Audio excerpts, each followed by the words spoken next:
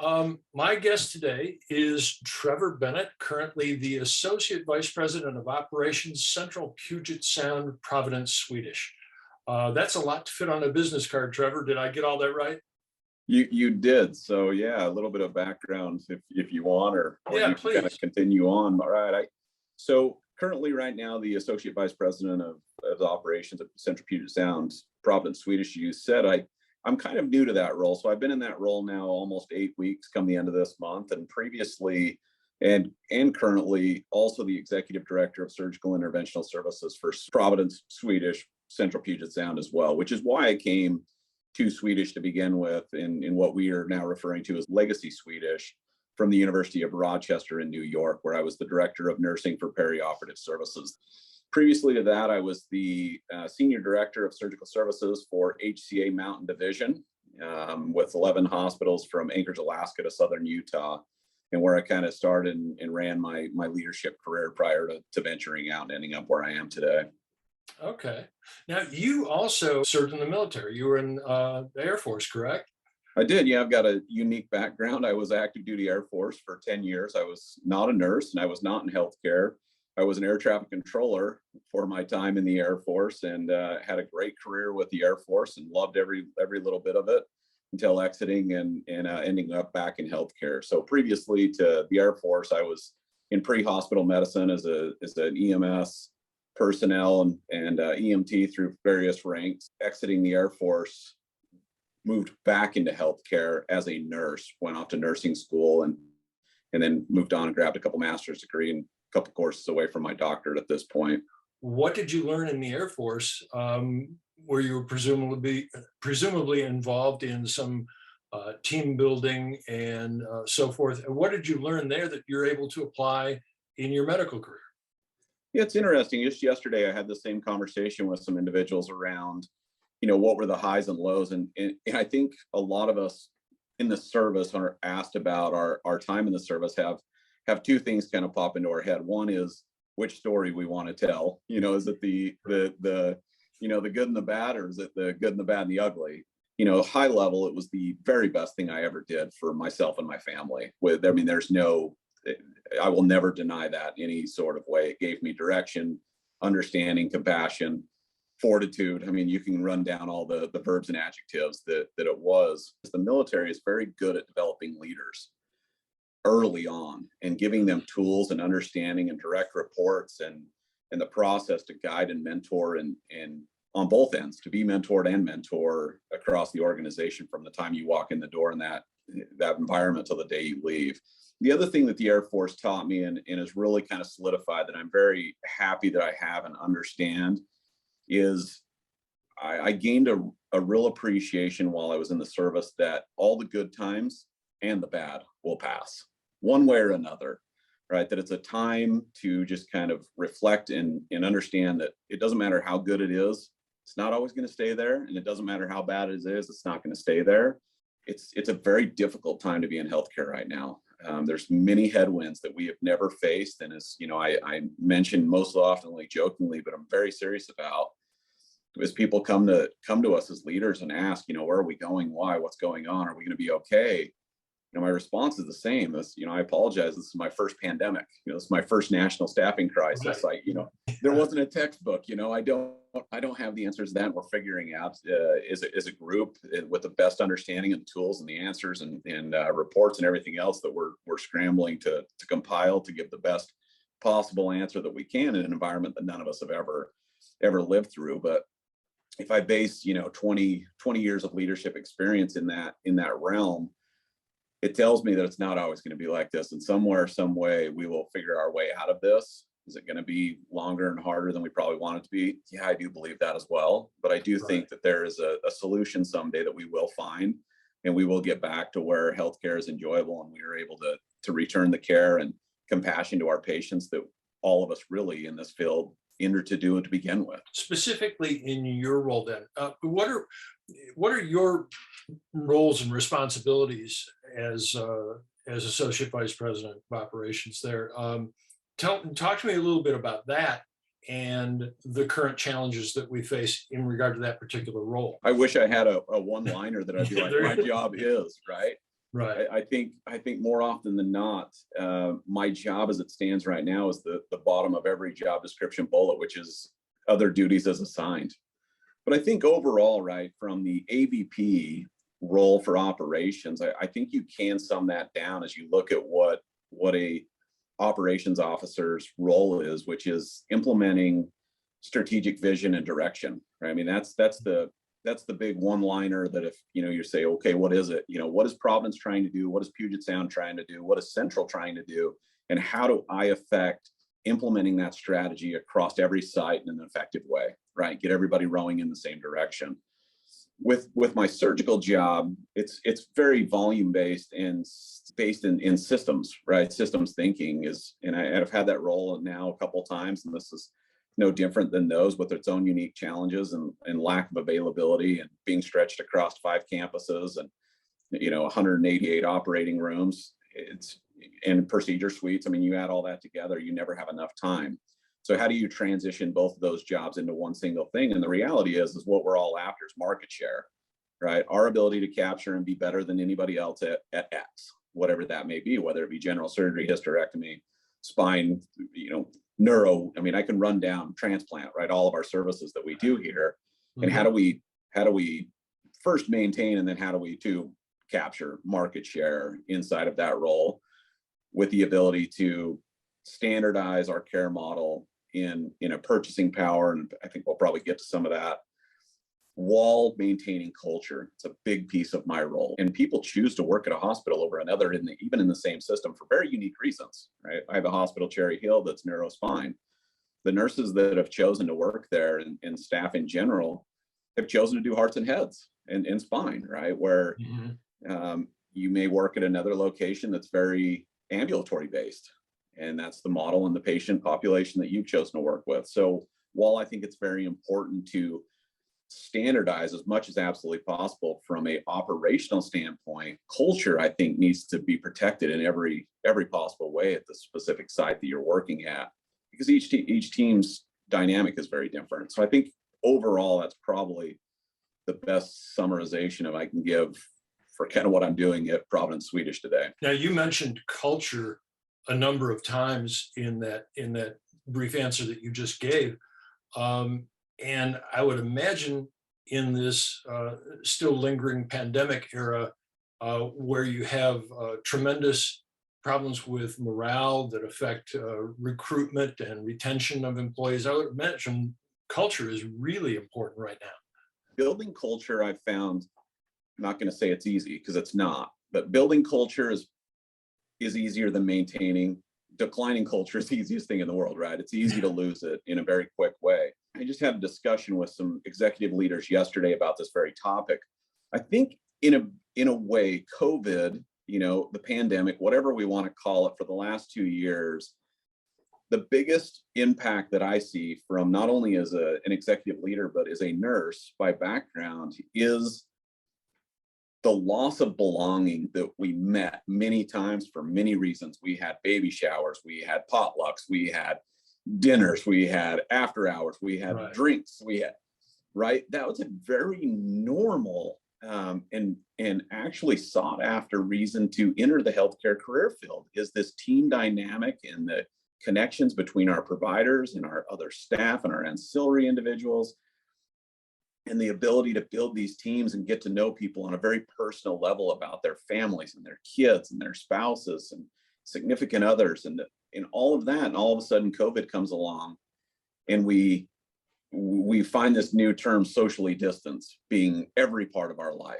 and not only the workforce, but in our home lives. And our teams became very small, who we let into our lives. And we think of COVID differently today than March of 2020, but a COVID diagnosis in March and April of 2020 was a death sentence, right? Or that was the perception of it. We lose some of that now that we're 30 months into this, but at the same time, that took a lot away from who we are as individuals and reasons that we came to work and got through the hard days with really difficult patients and families and tragic diagnoses and outcomes that hit close to home on a daily basis for many of our caregivers.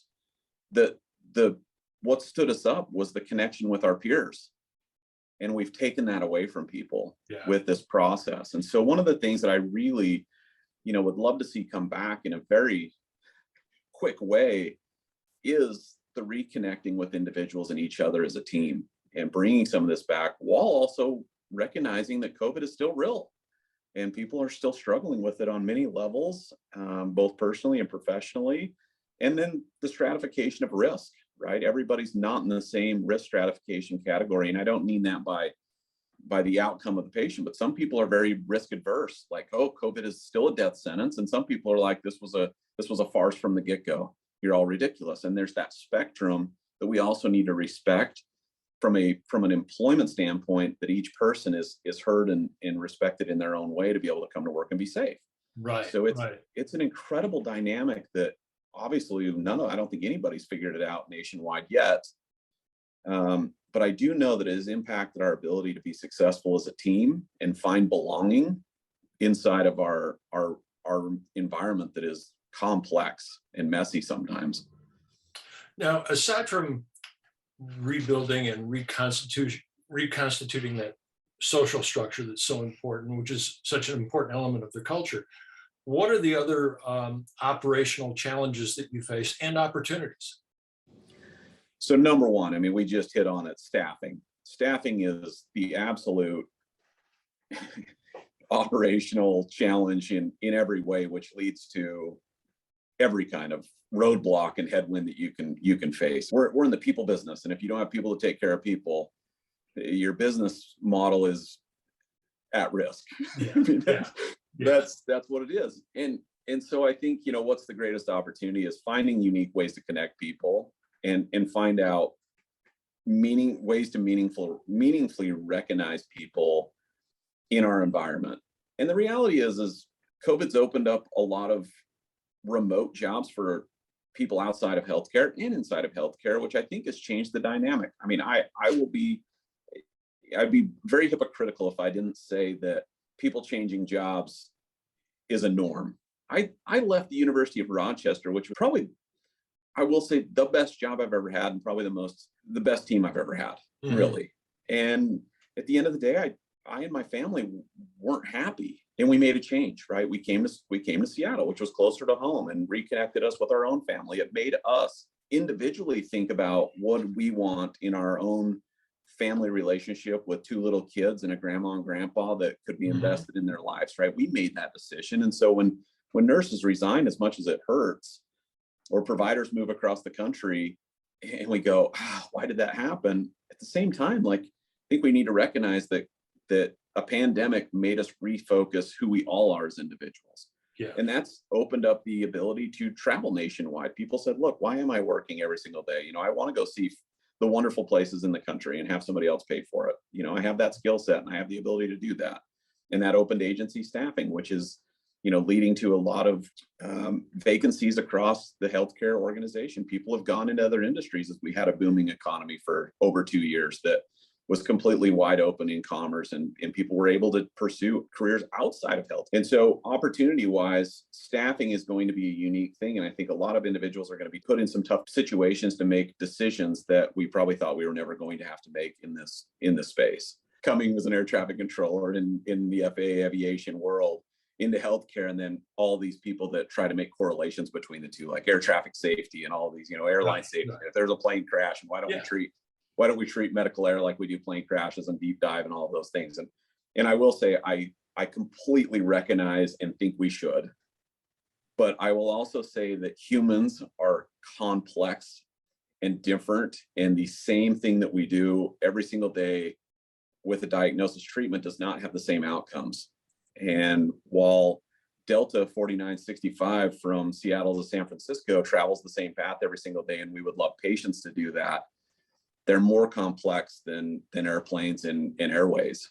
And I think that piece often kind of gets left out when we are thinking about standardizing processes, which in all good intent often leads to workarounds that are unintended, because this didn't work with this person, or this person also has this other comorbidity that changes their trajectory completely different, and why we thought we were heading to San Francisco, we're actually heading to Salt Lake. and healthcare is going to struggle with that. So the opportunity is, how do we build some systematic thinking, and also understanding that as we care for disease states inside of this space, and gain traction and understanding that oftentimes we need parallel universes to exist, which we have not always done very well, and empower people to make those changes on their own without seeking approval and advice and 45 workarounds to get to a solution that's best for the patient. The human element that you mentioned there, the complexity of that, when compared to air traffic control, really resonates with me. There are some aspects of what goes on in a surgical department, in a hospital, in OR, that probably lend themselves to automation and standardization more than others. One of the things that's getting a lot of attention lately is preference cards. Can you talk a little bit about that area and the challenges and opportunities that you might see or might have experienced with regard to that? Yeah, of course. So preference cards are vital to what we do. And I think a lot of people outside of our space have no idea what that even, what we are talking about right now. Right. And everybody inside of perioperative services knows exactly what we're talking about. Yeah. Essentially, to make the comparison for anybody that's on the outside, is it's the flight plan, right? It's the map of where we're going and how we're going to get there. So I think preference cards go in a lot of lanes. And as I think about highs and lows, goods and bads of preference cards, the unique challenges that I think have existed for a long time inside of preference cards is often that pilot, nurse, surgeon, that team knows exactly how to get there. It's like driving home from work. Mm-hmm. However, they're not always the one in the case. And this is where preference cards become incredibly complex, is I do it every day. I know exactly what I need and I never look at it. I don't need to. Right. But as I am a brand new pilot or just moved to an area, all of a sudden I turn on, I need my GPS to be able to get home. And that is where preference cards, I think, get a lot of misunderstanding on both good and bad. Nurses that don't update them and nurses that try to follow them or don't. And the need of understanding that maybe it's not just me. And how do I build a map that's very effective for somebody to follow me up if I do it every day? Mm-hmm. But also, how do I not add so much on there that I'm adding an increased workload and balance to somebody that's irrelevant? How do I empower them to be successful but not overwhelm them? And right. I think that's a unique piece of that puzzle when I think of preference cards and what we've done for years and how we manage these. The unique challenges, I think, come down to, GPSing. Like, how do I get home when I do it every day? But if I'm not the one driving, how do I make sure that I get home, or my team does while I'm not there? I think that's some of the unique challenges around preference cards that exist today. Swedish Providence has been using what type of a system for preference card management up until recently? I mean, we'll talk a little bit about the legacy system that was in place and what you may or may not be doing differently now. Yeah, so we are on the Epic platform. Providence Swedish as an entire organization is on the Epic platform, which is a great EMR. It has many, many tools. It's very powerful. It's got a data-rich environment, and I think empowers a lot of people to do exactly what they need to do. There are some gaps in that. While I can pull up your preference card for a lap chole and look through that, I can't always see exactly what else exists. It's not always customizable to an exact location, service line, provider, or procedure. And so a few years ago, I was exposed to Pref Connect. We've been doing that work for years on pen and paper in a core outside of an operating room, trying to manage and adjust and understand like what needs to be on here and what doesn't. And I think the difference behind what that process is and how, I don't know if very many people would argue with me on this, ineffective it was or is, compared to having deep, rich data that has parameters behind it of utilization. Because before it feels like, oh, I always use this. Oh, I always need that. Oh, every time, these terms are like, oh, he never uses that, right? Are now quantified. So as we aligned with PrevConnect here at Prov Swedish Central, all of a sudden I had a data-rich environment that I could navigate. As we imported data and started building the database on the backside of this, I now could approach my surgeons and say, listen, 92% of the time you've never used this. It's time to take it off the cart. Yeah. Or this is in an open status and you have opened it 100% of the time and have used it once in the last 22 cases. We need to move this to hold. We're throwing it away 97% of the time as an increased expense. Right. And so that's been I think that the game changer for me as I kind of learn about the platforms and the ability to look at this on a different level is having that data to back up kind of what I've always wondered and felt.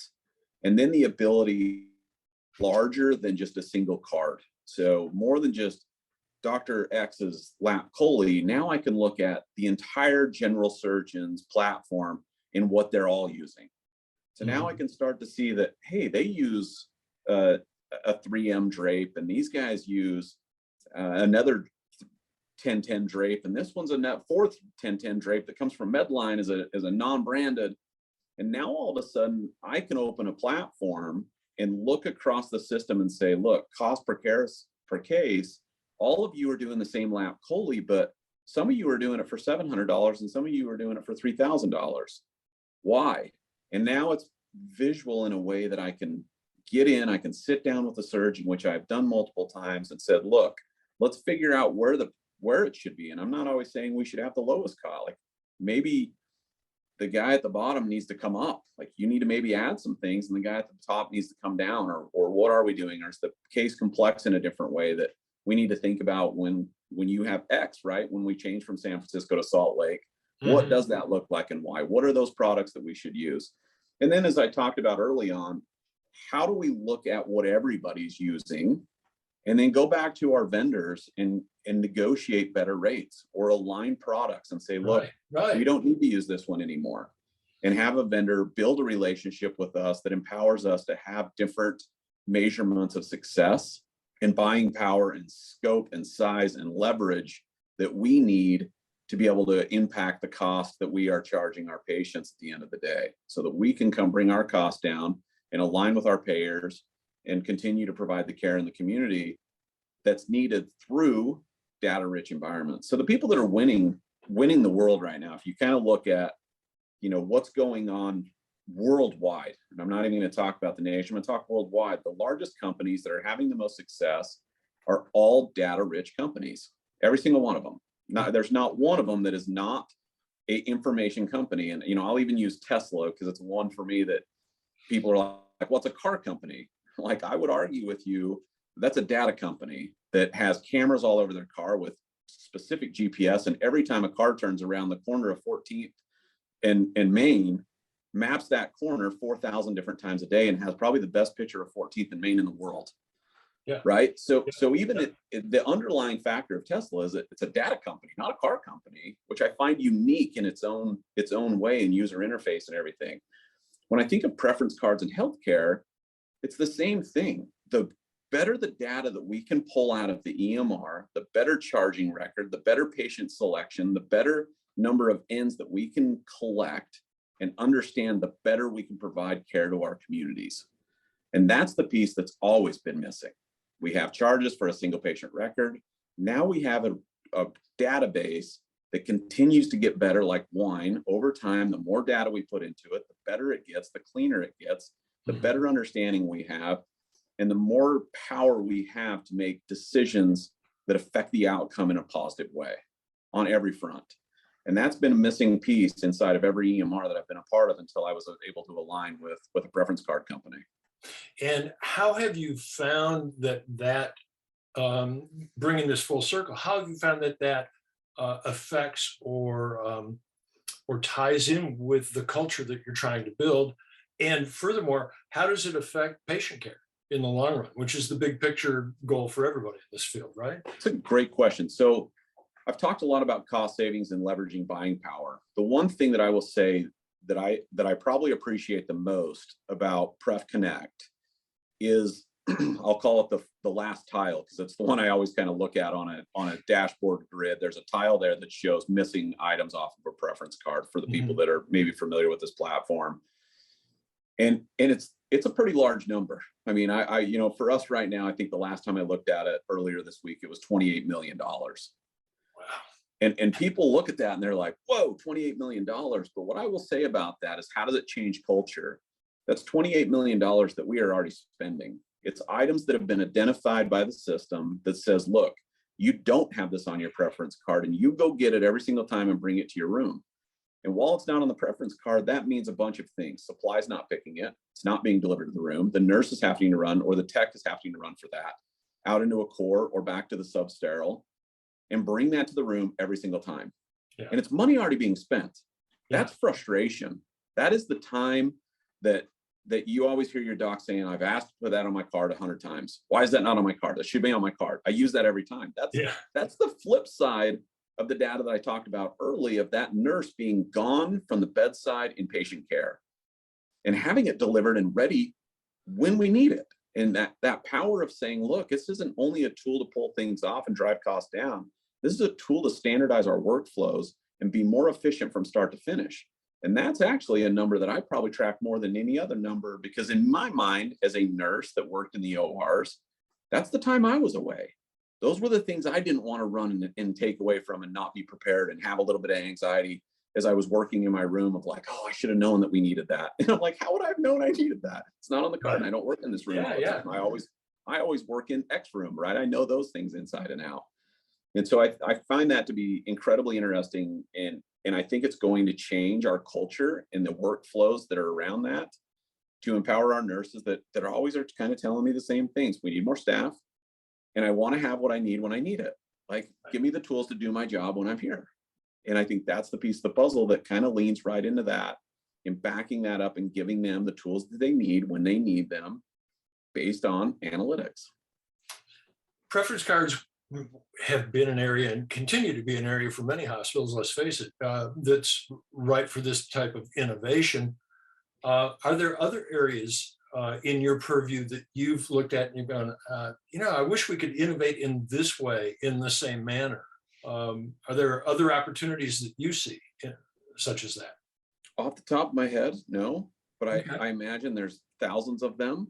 I mean, this is a unique space that drives in it. I mean, I can talk about standardization in a lot of different areas, but as far as analytics that drive such a significant piece of the puzzle, this one's pretty obvious.